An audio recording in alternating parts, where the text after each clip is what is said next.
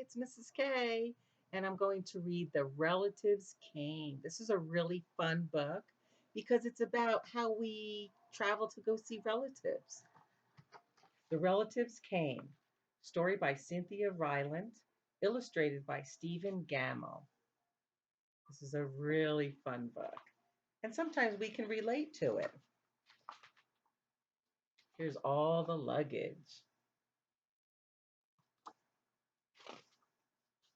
It was in the summer of the year when the relatives came. They came up from Virginia. They left their they left when their grapes were nearly purple enough to pick, but not quite. There they go. They're packing up the car.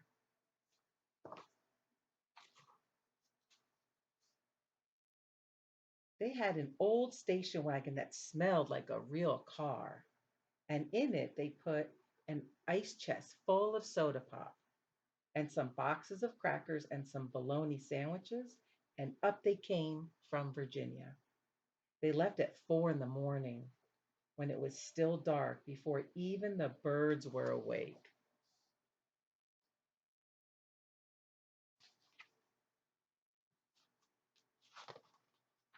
They drove all day long and into the night, and while they traveled along, they looked at the strange houses and different mountains, and they thought about their almost purple grapes back home.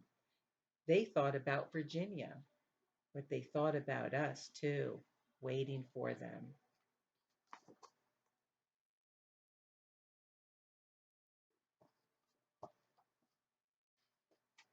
So they drank up all their pop and ate up all their crackers and traveled up all those miles until finally they pulled into our yard.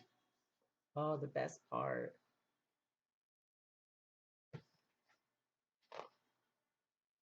Then it was hugging time. Talk about hugging. Those relatives just passed us all around their car, pulling us against their wrinkled Virginia clothes, crying sometimes. They hugged us for hours. The best part, seeing the relatives.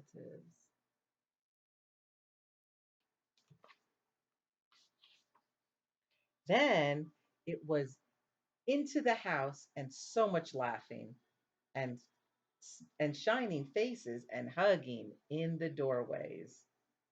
You'd have to go through at least 4 different hugs to get from the kitchen to the front room. Those relatives, they are just hugging, hugging. They are loving it.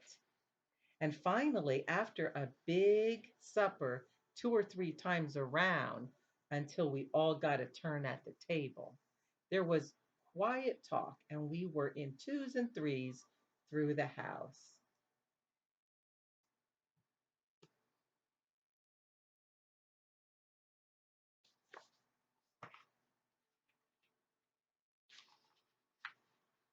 The relatives weren't particular about beds, which was good since there weren't any extras.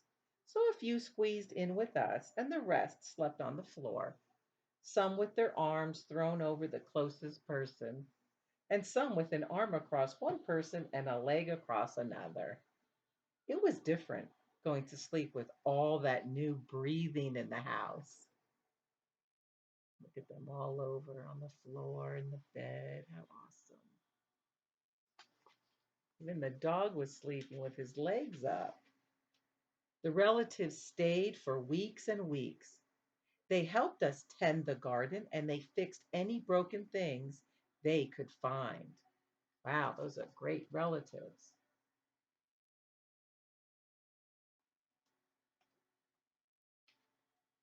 They ate up all our strawberries and melons, then promised we could eat up all their grapes and peaches when we came to Virginia. Oh, and they're playing music, fixing the fence. But none of us thought about Virginia much. We were so busy hugging and eating and breathing together. Oh, look how much fun.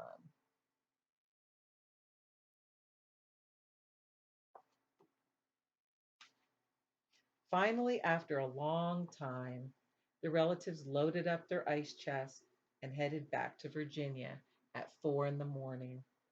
We stood there in our pajamas and waved them off in the dark. We watched the relatives disappear down the road. Then we crawled back into our beds that felt too big and too quiet. We fell asleep. Oh, there they go.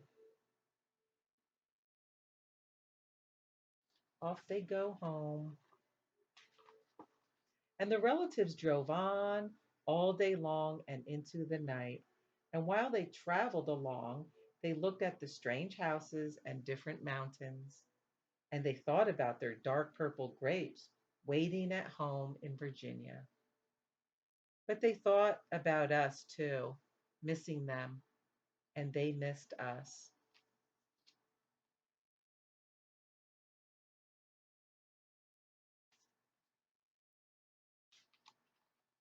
And when they were finally home in Virginia, they crawled into their silent, soft beds and dreamed about the next summer.